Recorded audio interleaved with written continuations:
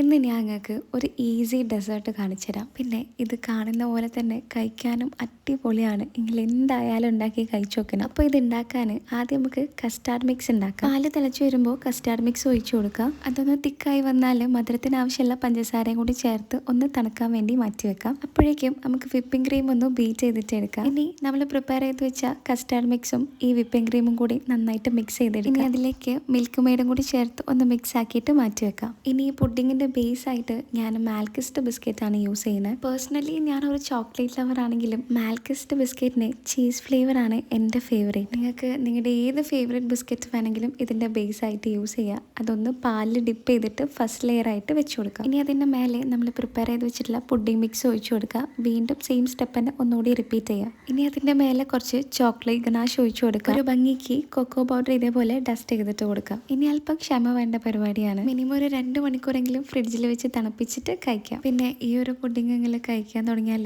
കഴിച്ചുകൊണ്ടേയിരിക്കും. കാരണം നല്ല ക്രീമിയാണ്, ക്രഞ്ചിയാണ്, ചീസിയാണ്, ചോക്ലേറ്റ് ആണ്.